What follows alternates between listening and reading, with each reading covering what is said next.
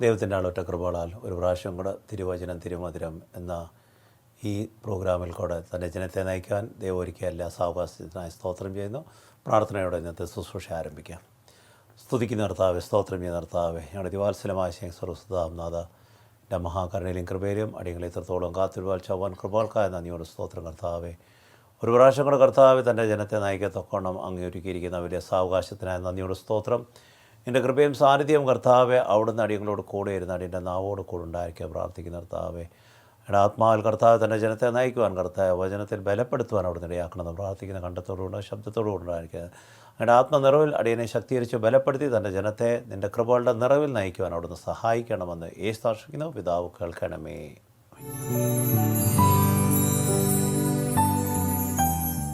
ദൈവത്തിൻ്റെ പൊന്നുനാമത്തിന് മഹത്വം ഉണ്ടായിരിക്കട്ടെ. ഇന്ന് നമ്മളോട് ആരെങ്കിലും ചോദിക്കുകയാണെങ്കിൽ നമ്മുടെ എന്തിനാണ് ഈ ജീവിതം നയിക്കുകയെന്ന്, അല്ലെങ്കിൽ നമ്മുടെ ലക്ഷ്യം എന്താണെന്ന് ചോദിക്കുകയാണെങ്കിൽ, ഓരോ വ്യക്തികൾക്കും വ്യത്യസ്തമായ പല ലക്ഷ്യങ്ങൾ ഉണ്ട്. അതിനൊത്തവണ്ണം ഉത്തരങ്ങളും നമുക്ക് ലഭ്യമാകും. പ്രത്യേകിച്ചും ഒരു കുഞ്ഞ് ജനിച്ചു കഴിഞ്ഞ് അവർ പഠിക്കുന്ന അധ്യയന വർഷങ്ങളിൽ, പ്രത്യേകിച്ചും 8, 9, 10 എന്നീ ക്ലാസ്സുകളിൽ കടന്നു വരുമ്പോൾ അവൻ്റെ ലക്ഷ്യമെന്തെന്ന് ചോദിക്കുമ്പോൾ, ഇന്ന് പലരോടും ആ ചോദ്യം ചോദിക്കുമ്പോൾ യഥാർത്ഥത്തിൽ അവൻ്റെ ലക്ഷ്യത്തെക്കാട്ടി കൂടുതൽ മാതാപിതാക്കളുടെ ലക്ഷ്യമാണ് അവരിൽ കൂടെ കേൾക്കുവാൻ ഇടയാകുന്നത്. എഞ്ചിനീയറോ ഡോക്ടറോ കമ്പ്യൂട്ടർ അനാലിസ്റ്റോ ഇങ്ങനെയൊക്കെ പലതും കേൾക്കാനിടയാകും. CA ഇതൊക്കെ കേൾക്കാനിടയാകും. അത് കഴിഞ്ഞ് പഠിത്തമൊക്കെ കഴിഞ്ഞ് വൈവാഹിക ജീവിതത്തിലേക്ക് കടന്നു വരുമ്പോൾ, കുടുംബജീവിതത്തിലേക്ക് കടന്നു വരുമ്പോൾ അവരോട് ലക്ഷ്യങ്ങൾ ചോദിക്കുമ്പോൾ അനേകർ പറയാൻ കേൾക്കുവാൻ നമ്മൾ ഇടയാകുന്നത്, അവർ എപ്രകാരം അവർക്ക് ദാനമായി നൽകുവാൻ പോകുന്ന കുഞ്ഞുങ്ങളുടെ ഭാവി സുരക്ഷമാക്കുവാൻ എന്ത് ചെയ്യുവാൻ കഴിയുമെന്നുള്ള നിക്ഷേപങ്ങൾക്കുള്ള പ്രവർത്തനങ്ങളും പ്രയത്നങ്ങളുമാണ്. നമ്മുടെ ജീവിതത്തിൽ യഥാർത്ഥത്തിൽ നോക്കുകയാണെങ്കിൽ നമ്മൾ മറ്റ് പല കാര്യങ്ങൾക്ക് ജീവിക്കുന്ന ഒരു അവസ്ഥയാണ്.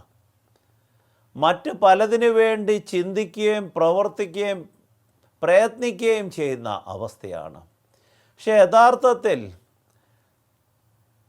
വചനത്തിൽ വ്യക്തമായി ക്രിസ്തുവിനെ സ്വീകരിച്ചവരുടെ ജീവിതം എങ്ങനെയാണെന്ന് നമ്മളെ ബോധ്യപ്പെടുത്തുന്നുണ്ട്. പ്രത്യേകിച്ചും പൗലോസ്ലീഹയുടെ ലേഖനങ്ങളിൽ അതിനെ വ്യക്തമായി കാര്യങ്ങൾ മനസ്സിലാക്കത്തക്കവണ്ണം ഓരോന്നും പ്രതിപാദിച്ച് പറയുന്നുണ്ട്.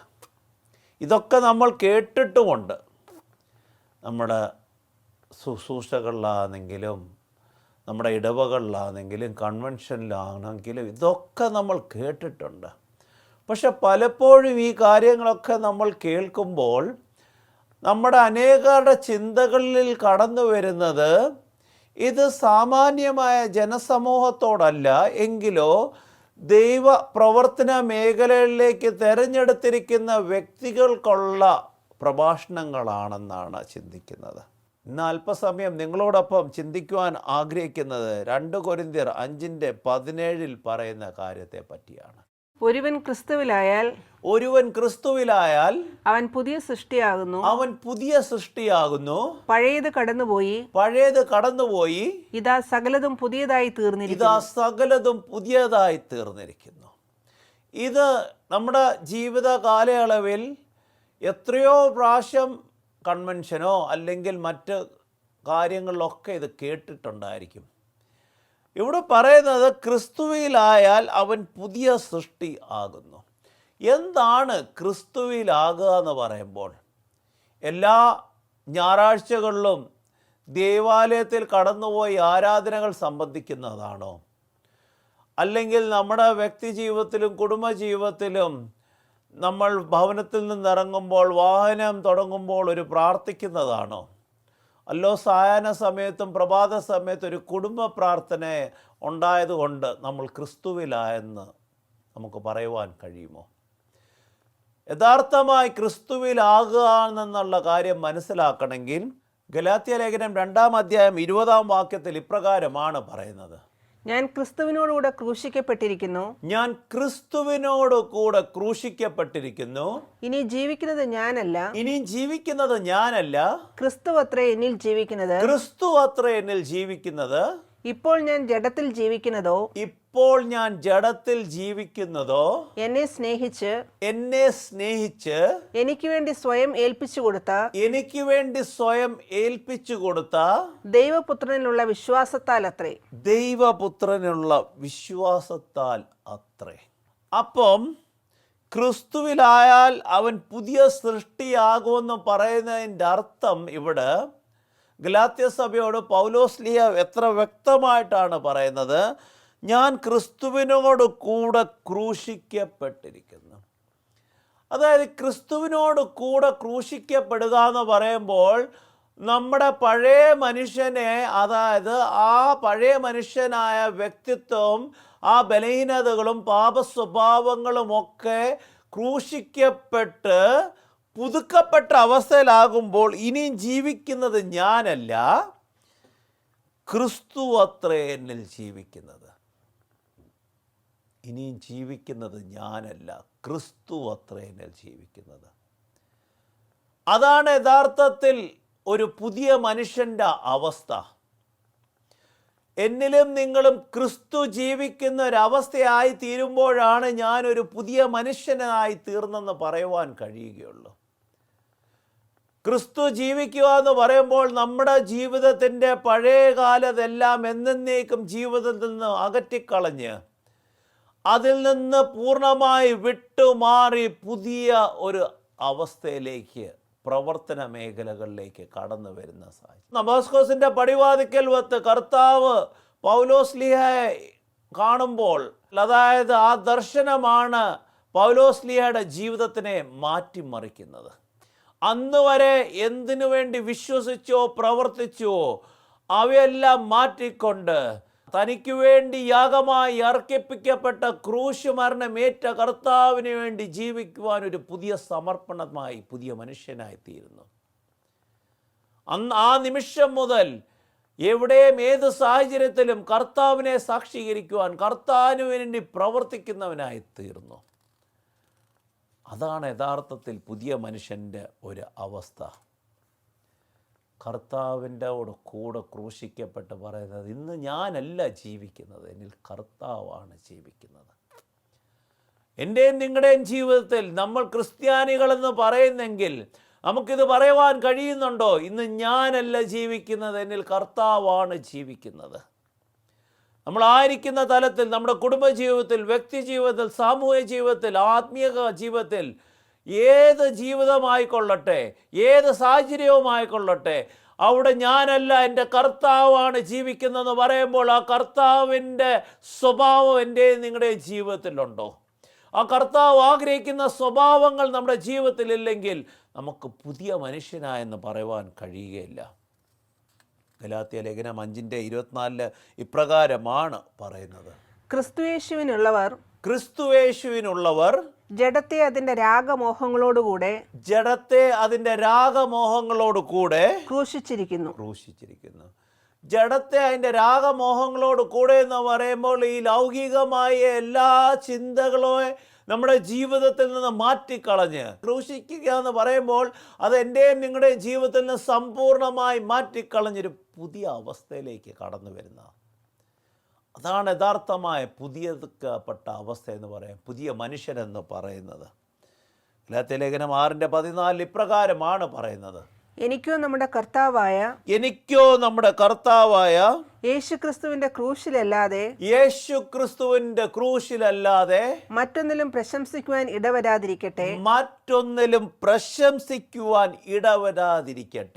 അവനാൽ ലോകം എനിക്കും ഞാൻ ലോകത്തിലും ക്രൂശിക്കപ്പെട്ടിരിക്കുന്നു.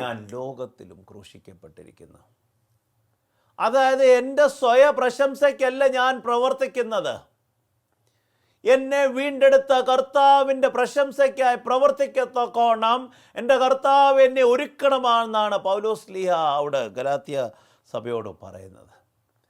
ഗലാത്യ സഭയോട് വ്യക്തമായി ബോധ്യപ്പെടുത്തുന്നത് നിങ്ങളെ തന്നെ ലോകമോഹങ്ങളിലെല്ലാം, നിങ്ങളുടെ ലോകമോഹങ്ങളിലെ ക്രൂശിക്കപ്പെട്ട് മരണത്തിലേക്ക് നയിച്ച് നിങ്ങളെ അതിൽ നിന്ന് വിടുവിച്ച് ക്രിസ്തുവിനായി ജീവിക്കുവാൻ, ക്രിസ്തു നിങ്ങളുടെ പ്രശംസമായി തീരത്തക്കോണം ഇടയാക്കുവാൻ വേണ്ടി. സ്വയത്തിൻ്റെ പ്രശംസയല്ല. ഇന്ന് നമ്മൾ ആഗ്രഹിക്കുന്ന സ്വയത്തിൻ്റെ പ്രശംസയാണ്. ഞാൻ എന്ത് ചെയ്തെന്ന് മറ്റുള്ളവർ എന്നെ നോക്കി പ്രശംസിക്കണം. അല്ലാതെ എൻ്റെ ജീവിതത്തിൽ ക്രിസ്തു ഉണ്ടോയെന്നോ എൻ്റെ ജീവിതത്തിലെ പ്രവർത്തനങ്ങൾ ക്രിസ്തുവിൻ്റെ മഹത്വത്തിനായിട്ടാണോ എന്നുള്ള ചിന്തകൾക്കൊത്ത് അതീതമായി എൻ്റെ പ്രശംസ, എൻ്റെ പേരും പെരുമയും എന്നെന്നും നിലനിൽക്കണമെന്നുള്ള ആഗ്രഹത്തോടെ പ്രവർത്തിക്കുകയും പ്രയത്നിക്കുകയും ചെയ്യുന്ന ഒരു ജനമധ്യത്തിലാണ് ഞാനും നിങ്ങളും ജീവിക്കുന്നതെന്ന് മറന്നു പോകാറുണ്ട്. പക്ഷേ ഇവിടെ ഇത്ര വ്യക്തമായിട്ടാണ് പൗലോസ്ലീഹ പറയുന്നത്, എനിക്കോ നമ്മുടെ കർത്താവായ യേശു ക്രിസ്തുവിൻ്റെ ക്രൂശിലല്ലാതെ മറ്റൊന്നും പ്രശംസിക്കുവാനില്ല. ഗമാലിയേലിൻ്റെ പാദപീഠത്തിൽ പഠിച്ചവൻ, പരീശനിൽ പരീശൻ, യഹൂദനിൽ യഹൂദൻ, ഇത്രമാത്രം എല്ലാ ഇതിലും മേന്മയുള്ള ഒരു പാരമ്പര്യമുള്ള വ്യക്തിത്വമായിട്ടും ഇവിടെ പറയുന്നത് എന്താണ്? യേശു ക്രിസ്തുവിൻ്റെ ക്രൂശിലല്ലാതെ മറ്റൊന്നും പ്രശംസിക്കുവാൻ ഇടവരാതിരിക്കട്ടെ. പ്രാർത്ഥിക്കുകയാണ് അങ്ങനൊരു സാഹചര്യം ഉണ്ടാകാതിരിക്കുവാൻ വേണ്ടി. അപ്രകാരം നമ്മുടെ ജീവിതത്തിൽ നമുക്ക് പ്രാർത്ഥിക്കുവാൻ കഴിഞ്ഞിട്ടുണ്ടോ? പ്രവർത്തിക്കുവാൻ കഴിഞ്ഞിട്ടുണ്ടോ? ഞാനും നിങ്ങളുമായിരിക്കുന്ന സാഹചര്യങ്ങളിൽ പലപ്പോഴും നമ്മളൊരു ചെറിയ പ്രവർത്തനം ചെയ്താൽ 10 പേര് അതിനെ പ്രശംസിക്കുകയും അറിയുകയും ചെയ്യണമെന്നുള്ള ആഗ്രഹത്തോടെയുള്ളൊരു പ്രവർത്തനമല്ലേ? മറ്റുള്ളവരുടെ പ്രശംസയെ കാംക്ഷിക്കുന്ന ഒരു ജനമല്ലേ ഇന്ന് നമ്മളുടെ ചുറ്റും കാണുന്നത്? നമ്മൾ ചെയ്യുന്ന ചെറുതും വലുതുമായ കാര്യങ്ങൾ മറ്റ് 10 പേര് അറിഞ്ഞിരിക്കണം എന്നുള്ള ആഗ്രഹത്തോടെയല്ലേ ഞാനും നിങ്ങളും പ്രവർത്തിക്കുന്നത്? പ്രകാരം ചോദ്യം പോലും ഉയരാറില്ല. ഞാൻ ഇത്രമാത്രം ചെയ്തിട്ട് എന്തുകൊണ്ട് എന്നെ സ്വീകരിക്കുന്നില്ല, ആദരിക്കുന്നില്ല? യഥാർത്ഥത്തിൽ എന്നെ കേൾക്കുന്ന പ്രിയ സഹോദര സഹോദരി, നാം എന്താണ് ചെയ്തിരിക്കുന്നത്? അല്പം ധനം നൽകുകയോ അല്ലെങ്കിൽ ഒരു ചെറിയ പ്രവർത്തനം ചെയ്യുകയാണോ? ദൈവം നൽകിയിരിക്കുന്ന അനുഗ്രഹങ്ങൾ എത്രയോ വലുതാണ്. അതിൻ്റെ മുൻപിൽ ഇതൊരു അംശം പോലുമില്ലെന്ന് നമ്മൾ മറന്നു പോകാറുണ്ട്. 2 കൊരിന്ത്യർ 3:16-18 ഇപ്രകാരം ആണ് പൗലോസ്ലീഹ പറയുന്നത്. ഒരുവൻ കർത്താവിങ്കിലേക്ക് തിരിയുമ്പോൾ മൂടുപടം നീങ്ങിപ്പോകും. കർത്താവ് ആത്മാവാകുന്നു. കർത്താവിന്റെ ആത്മാവുള്ളിടത്ത് സ്വാതന്ത്ര്യമുണ്ട്. എന്നാൽ നമ്മുടെ മൂടുപടം അണിയാത്ത മുഖത്ത് കർത്താവിന്റെ തേജസ് കണ്ണാടിയിൽ എന്ന പോലെ പ്രതിഫലിക്കുന്നു. ആത്മാവായ കർത്താവിൽ നിന്ന് തേജസ്സിന്മേൽ തേജസ് പ്രാപിച്ച് അതേ സാദൃശ്യമായി രൂപാന്തരപ്പെട്ടുകൊണ്ടിരിക്കുന്നു. അതായത് കർത്താവിനെ പൂർണ്ണമായി സ്വീകരിച്ച് കഴിഞ്ഞാൽ പൊയ്മുഖങ്ങൾ മാറിപ്പോകുമെന്നാണ് പറയുന്നത്. മൂടുപടം മാറിപ്പോകുന്ന അവസ്ഥ. പിന്നെ ഒരു ഫേഷ്യൽ ചെയ്യേണ്ട ആവശ്യമില്ല. കാരണം അവിടെ 18 പറയുന്നത് എന്താണ്? എന്നാൽ നമ്മുടെ മൂടുപടം അണിയാത്ത മുഖത്ത് കർത്താവിൻ്റെ തേജസ് കണ്ണാടിയിൽ എന്ന പോലെ പ്രതിഫലിക്കുന്നു. കർത്താവിൻ്റെ തേജസ്, ആ ദിവ്യമായ വെളിച്ചം മറ്റുള്ളവർക്ക് കാണുവാൻ ഇടയാകും. നമ്മൾ ഒരു മേക്കപ്പിൻ്റെയും ആവശ്യമില്ല. പക്ഷേ മേക്കപ്പ് ഇല്ലാതെ നമ്മുടെ മുഖശോഭ വർദ്ധിക്കുന്ന അവസ്ഥ പലപ്പോഴും നമ്മളായിരിക്കുന്ന സാഹചര്യങ്ങളിൽ നിന്ന് നമ്മളെ തന്നെ മറ്റുള്ളവരുടെ മുമ്പിൽ, ഇംഗ്ലീഷിൽ പറയുന്ന പോലെ ടു മേക്ക് അസ് പ്രസൻറ്റബിൾ, മറ്റുള്ളവർക്ക് സ്വീകാര്യമാകത്തക്കവണ്ണം നമ്മുടെ മേക്കപ്പും മറ്റു കാര്യങ്ങളൊക്കെ ചെയ്ത് ലോകപ്രകാരം സ്വീകാര്യമാക്കത്തക്കവണ്ണം നമ്മൾ പ്രവർത്തിക്കുന്നു. എന്നെ കേൾക്കുന്ന പ്രിയ സഹോദര സഹോദരി, ഇവിടെ വ്യക്തമായി പൗലോസ്ലീഹ തൻ്റെ സഭയോട് പറയുന്നത്, കൊരിന്ത്യ സഭയോടും ഗലാത്യ ലേഖനത്തിലെ സഭയോടൊക്കെ പറയുന്നത് എന്താണ്? കർത്താവ് നമ്മുടെ ജീവിതത്തിൽ പ്രതിഫലിക്കേണ്ട ആവശ്യമായിരിക്കുന്നു. മറ്റുള്ളവർ കർത്താവ് നമ്മുടെ ജീവിതത്തിൽ, അതായത് എന്നിലും നിങ്ങളും കർത്താവിനെ മറ്റുള്ളവർ കാണേണ്ടിയ ആവശ്യമായിരിക്കുന്നു. 2 കൊരിന്ത്യർ 5:15 ഇപ്രകാരമാണ് പറയുന്നത്: ജീവിക്കുന്നവർ ഇനി തങ്ങൾക്കായിട്ടല്ല, ജീവിക്കുന്നവർ ഇനി തങ്ങൾക്കായിട്ടല്ല, തങ്ങൾക്ക് വേണ്ടി മരിച്ച് ഉയർത്തെഴുന്നേറ്റവനായിട്ട് തന്നെ ജീവിക്കേണ്ടതിന് അവൻ എല്ലാവർക്കും വേണ്ടി മരിച്ചു. കർത്താവ് നമുക്ക് വേണ്ടി മരിച്ചു ഉയർത്തെഴുന്നേറ്റെന്ന് വിശ്വസിക്കുന്നുണ്ടെങ്കിൽ ഇനിയും ഞാനും നിങ്ങളും എനിക്ക് വേണ്ടിയല്ല, അതായത് നമ്മൾക്ക് വേണ്ടിയല്ല ജീവിക്കേണ്ടത്, നമുക്ക് വേണ്ടി യാഗമായി അർപ്പിക്കപ്പെട്ട് ക്രൂശ് മരണമേറ്റ കർത്താവിന് വേണ്ടി ജീവിക്കുന്നവരായി തീരണമെന്നാണ് പറയുന്നത്. അപ്രകാരം ജീവിക്കുമ്പോൾ അനേകർക്ക് കർത്താവിൻ്റെ സ്വാതന്ത്ര്യവും സമാധാനവും പകർന്നു കൊടുക്കത്തക്കോണം ദൈവം നമ്മളെ എടുത്ത് ഉപയോഗിക്കുവാൻ ഇടയാകും. അതിനായി നമ്മളെ തന്നെ ഒരുക്കണം, അതിനായി നമ്മളെ തന്നെ ഒന്ന് സമർപ്പിച്ചു കൊടുക്കണം. അതാണ് എന്നിലും നിങ്ങളും ദൈവം ആഗ്രഹിക്കുന്നത്. ദൈവത്തിലേക്ക് കടന്നു വന്ന്, ദൈവിക സ്വഭാവത്തിലേക്ക് കടന്നു വന്ന്, ദൈവിക ശോഭയിൽ നിൽക്കത്തക്കോണം ഇടയാക്കുവാൻ വേണ്ടി, മറ്റുള്ളവർ എന്നിൽ ദൈവത്തിൻ്റെ പ്രവർത്തനങ്ങൾ കാണുവാൻ വേണ്ടി, ദൈവ സ്വഭാവം കാണുവാൻ വേണ്ടി ഞാൻ നടന്നു പോകുമ്പോൾ മറ്റുള്ളവർ പറയണേ ഇവനിൽ കർത്താവിൻ്റെ തേജസ് കാണുന്നെന്ന്. അപ്രകാരം ഒരു ജീവിതം നയിക്കുവാൻ കഴിയുമെങ്കിൽ നമ്മുടെ ചുറ്റുമുള്ളവരെയും നമുക്ക് ആകർഷിക്കുവാൻ കഴിയും, അവരുടെ ജീവിതങ്ങളിലൊരു മാറ്റം വരുത്തുവാൻ കഴിയും. അവർ കർത്താവിനെ സ്വീകരിക്കുന്നവരായി തീരും. കാരണം നമ്മൾ ജീവിക്കുന്ന സാക്ഷികളായി മാറും. പൗലോസ്ലീഹയുടെ ജീവിതം നമ്മൾ നോക്കുകയാണെങ്കിൽ എത്രയോ ക്ലേശങ്ങളുടെ മധ്യത്തിൽ കടന്നു പോയിട്ടുണ്ട്, എത്രയോ വേദനകരമായ സാഹചര്യത്തിൽ കടന്നു പോയിട്ടുണ്ട്. പക്ഷേ അവിടെയൊന്നും ഒരു പിറുപിറുപ്പില്ലാതെ തനിക്ക് വേണ്ടി യാഗമായി അർപ്പിക്കപ്പെട്ട കർത്താവിൻ്റെ സ്നേഹത്തിന് വേണ്ടി പ്രവർത്തിക്കുകയും പ്രയത്നിക്കുകയും ചെയ്യുന്ന ഒരു വ്യക്തിയെയാണ് നമ്മൾ കാണുന്നത്. ഈ ഓരോ ലേഖനങ്ങൾ വായിക്കുമ്പോൾ തൻ്റെ ജീവിതാനുഭവത്തിലൂടെ അനേകരെ കർത്താവിലേക്ക് ആകർഷിക്കത്തക്കോണം അവരെ ബലപ്പെടുത്തുന്നതായിട്ടാണ് കാണുന്നത്. നമ്മുടെ വാക്കുകളും വചസ്സുകളും പ്രവർത്തികളും ഇന്ന് അപ്രകാരം ആണോ? റോമാലേഖനം 6:13 ഇപ്രകാരമാണ് പറയുന്നത്: നിങ്ങളുടെ അവയവങ്ങളെ അനീതിയുടെ ആയുധങ്ങളായി പാപത്തിന് സമർപ്പിക്കുകയും അരുത്. പിന്നെയോ നിങ്ങളെ തന്നെ മരിച്ചവരിൽ നിന്ന് ജീവിച്ചവരെ പോലെയും നിങ്ങളുടെ അവയവങ്ങളെ നീതിയുടെ ആയുധങ്ങളായും ദൈവത്തിനായി സമർപ്പിച്ചുകൊള്ളുവിൻ. നമ്മുടെ അവയവങ്ങൾ ദൈവമഹത്വത്തിനായി, അതായത് അവയവങ്ങളെ നീതിയുടെ ആയുധങ്ങളായി ദൈവത്തിനായി സമർപ്പിച്ചുകൊള്ളുവിൻ. ഇന്ന് നമ്മുടെ അവയവങ്ങൾ യഥാർത്ഥത്തിൽ നീതിയുടെ ആയുധങ്ങളായിട്ടാണോ ഉപയുക്തമാക്കുന്നത്? അതോ അനീതി പ്രവർത്തിക്കുവാൻ വേണ്ടിയാണോ നമ്മൾ പ്രവർത്തിക്കുന്നത്? ഒന്ന് തിരിഞ്ഞു നോക്കണം. ദൈവം ആഗ്രഹിക്കുന്ന രീതിയിലുള്ള നീതിയിലുള്ള പ്രവർത്തനമാണോ അനീതിയിലുള്ള പ്രവർത്തനമാണോ? ദൈവം നമുക്കായി കർത്താവിനെ ക്രൂശ് മരണത്തോളം കടത്തിവിട്ടത് നമ്മൾ നീതീകരിക്കപ്പെട്ട് തേജസ്കരിക്കപ്പെടുവാൻ വേണ്ടിയാണ്. പക്ഷേ അതിനായി ആ കർത്താവിനെ പൂർണ്ണമായി നമുക്ക് ഉൾക്കൊള്ളുവാൻ കഴിഞ്ഞിട്ടുണ്ടോ? ഗലാത്യ ലേഖനം 3:27 ഇപ്രകാരമാണ് പറയുന്നത്: ക്രിസ്തുവിനോട് ചേരുവാൻ സ്നാനമേറ്റിരിക്കുന്ന നിങ്ങളെല്ലാവരും ക്രിസ്തുവിനെ ധരിച്ചിരിക്കുന്നു. അപ്പോൾ കർത്താവിന് വേണ്ടി സ്നാനമേക്കുമ്പോൾ ഒരു വെള്ളമല്ല നമ്മുടെ മേളിൽ കൂടെ കടന്നു പോകുന്നത്. ദൈവത്തിൻ്റെ പരിശുദ്ധാത്മാവിൻ്റെ നിറവിൽ ക്രിസ്തുവിനെയാണ് അണിയിക്കുന്നത്. ക്രിസ്തുവിനായി ജീവിക്കുവാൻ വേണ്ടിയാണ് സമർപ്പിക്കപ്പെടുന്നത്. പക്ഷേ ഇന്ന് എനിക്കും നിങ്ങൾക്കും അപ്രകാരം ഒരു ജീവിതം നയിക്കുവാൻ കഴിയുന്നുണ്ടോ? ദൈവമഹത്വത്തിനായി, ദൈവപ്രവർത്തനങ്ങൾക്കായി ദൈവം നമ്മളെ വിളിച്ച് വേർതിരിച്ചിരിക്കുന്നു. ലോകത്തിൻ്റെ അറ്റത്തോളം എൻ്റെ സുവിശേഷം എത്തിക്കുക, എൻ്റെ സാക്ഷികളാകുക എന്ന് പറയുമ്പോൾ കർത്താവിൻ്റെ മഹത്വം അനേകർക്ക് കാണിച്ചു കൊടുക്കുവാൻ വേണ്ടിയാണ് നമ്മളെ വിളിച്ചിരിക്കുന്നത്. അനേകരുടെ ജീവിതത്തിൽ കർത്താവിൻ്റെ സ്നേഹം പകർന്നു കൊടുക്കുവാൻ വേണ്ടിയാണ് നമ്മളെ വിളിച്ചിരിക്കുന്നത്. പക്ഷേ ആ വിളിക്ക് യോഗ്യമായി എനിക്കും നിങ്ങൾക്കും പ്രവർത്തിക്കുവാൻ കഴിഞ്ഞിട്ടുണ്ടോ?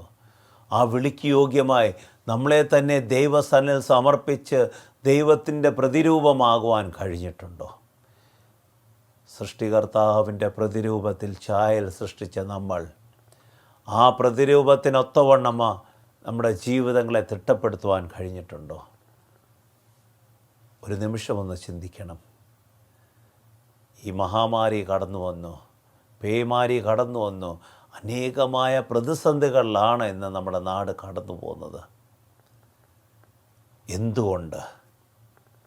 ദൈവിക സ്നേഹം നഷ്ടപ്പെട്ട ഒരു ജനസമൂഹമല്ലേ, ദൈവിക കൂട്ടായ്മ നഷ്ടപ്പെട്ട ഒരു കാലയളവിലല്ലേ ഞാനും നിങ്ങളും ജീവിക്കുന്നത്.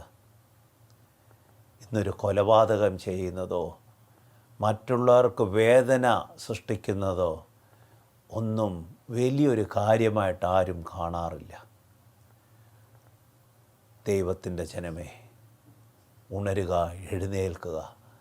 ദൈവത്തിൻ്റെ പ്രതിരൂപമായി മാറുവാൻ, കർത്താവിൻ്റെ പ്രതിരൂപമായി മാറുവാൻ നമ്മളെ തന്നെ ഒന്ന് സമർപ്പിക്കുക.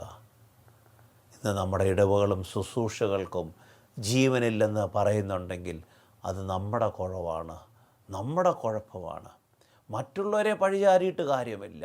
എൻ്റെ ജീവിതത്തിൽ എനിക്ക് എന്ത് മാറ്റം വരുത്തുവാൻ കഴിയും?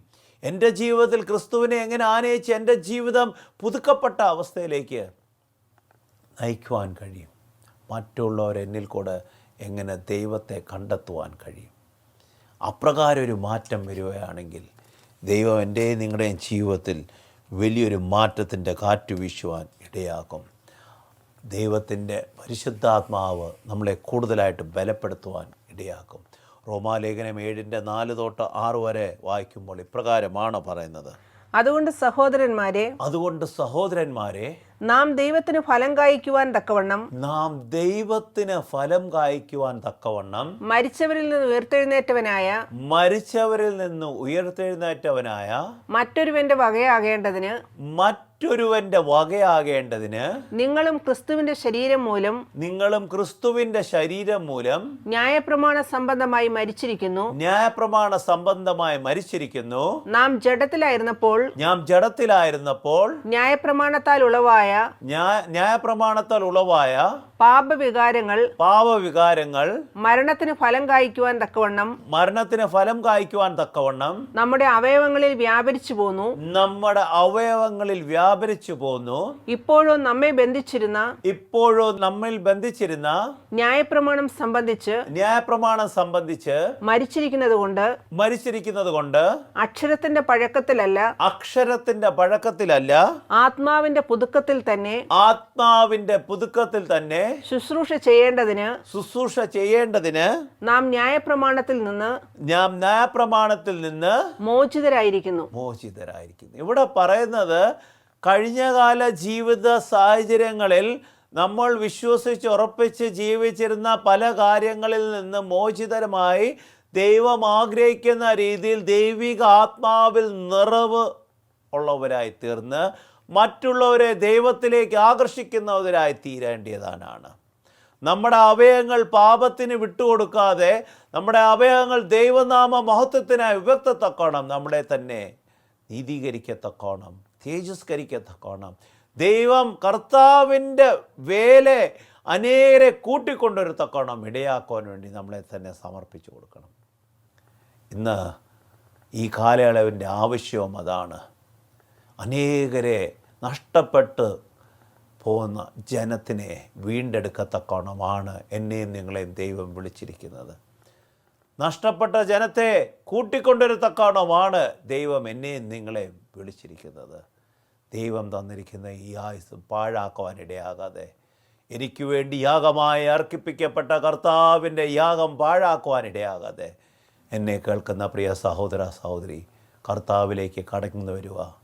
ഇന്ന് പലവിധ കാര്യങ്ങളിൽ നമ്മൾ ബന്ധിതമായ അവസ്ഥയിലാണെങ്കിൽ ആ ബന്ധനങ്ങളെ തകർക്കുവാൻ കഴിയുന്ന കർത്താവ് നമ്മളോട് കൂടെയുണ്ട്. ആ ബന്ധനങ്ങളെ വിട്ടഴിഞ്ഞ് കർത്താവിൻ്റെ മക്കളായി തീർന്ന് മറ്റുള്ളവർക്ക് കർത്താവിനെ കാണിച്ചു കൊടുക്കത്തക്കോണം നമ്മുടെ ജീവിതം ഇടയാക്കട്ടെ എന്ന് പ്രാർത്ഥിക്കുന്നു. നമ്മുടെ തലകണയെ വണക്കാം. സ്തുതിക്കുന്ന കർത്താവെ, സ്തോത്രം ചെയ്യുന്ന കർത്താവ്, ഞങ്ങളുടെ ദിവാത്സല്യമായ ശേഖൻ സർവ്വസ്തുതാനാഥ, മഹാകരുണയും കൃപയിൽ ഒരു പ്രാവശ്യം കൂടെ തൻ്റെ ജനത്തെ നയിക്കുവാൻ തന്ന വലിയ സാവകാശത്തിനായ നന്ദിയോട് സ്തോത്രം. ആഗ്രഹിക്കുന്ന രീതിയിൽ കർത്താവെ തൻ്റെ ജനം ആയിത്തീരുവാൻ കർത്താവെ, അവരുടെ ജീവിതങ്ങളിൽ നിന്നെ കണ്ടെത്തുവാൻ കർത്താവെ, അവരുടെ ജീവിതത്തിൽ നിന്നെ അനേകർക്ക് കാണിച്ചു കൊടുക്കാൻ അങ്ങ് പ്രവർത്തിക്കണമെന്ന് പ്രാർത്ഥിക്കുന്ന കർത്താവ്. വീഴ്ചകൾ വന്നുപോയിട്ടുണ്ട്, കുറവുകൾ ഞങ്ങളുടെ ജീവിതത്തിൽ വന്നുപോയിട്ട് പലപ്പോഴും ആഗ്രഹിക്കുന്ന രീതിയിലുള്ള പാതയിൽ നടക്കുവാൻ കഴിഞ്ഞിട്ടില്ലെങ്കിലോ ഈ അവസരം തന്നിരിക്കുന്നതിനായ സ്തോത്രം. അതിന് തക്കവണ്ണം അനേകർ കർത്താവെ നിന്നിലേക്ക് ആകർഷിക്കപ്പെട്ട് കർത്താവെ മറ്റുള്ളവർക്ക് നിന്നെ കാണിച്ചു കൊടുക്കത്തക്കവണ്ണം ഞങ്ങളുടെ ജീവിതമായി തീരുവാനിടയാക്കണമെന്ന് പ്രാർത്ഥിക്കുന്നു. പൗലോസ് പറയുന്നത് പോലെ അവിടുന്ന് ഞാനല്ല അങ്ങ് എന്നിൽ ജീവിക്കുന്നതിനായി തീരുവാൻ, ജഡത്തിൽ ഞാനല്ല എങ്കിലും അങ്ങ് ജീവിക്കുന്നതിനായി തീരുവാൻ, മറ്റുള്ളവർ അങ്ങേ കണ്ടെത്തുവാൻ എൻ്റെ ജീവിതത്തിൽ കൂടെ ഇടയാക്കണമെന്ന് അപ്രകാരമുള്ള സാക്ഷികം ആയി തീരുവാൻ ഇടയാക്കണമെന്ന് പ്രാർത്ഥിക്കുന്ന കൃപയും സാന്നിധ്യം ഞങ്ങളെ ഓരോരുത്തരെയും ബലപ്പെടുത്തണമെന്ന് യേശു നാമത്തിൽ പിതാവ് കേൾക്കണമേ. ആമീൻ. ദൈവം നമ്മളെ അനുഗ്രഹിക്കട്ടെ.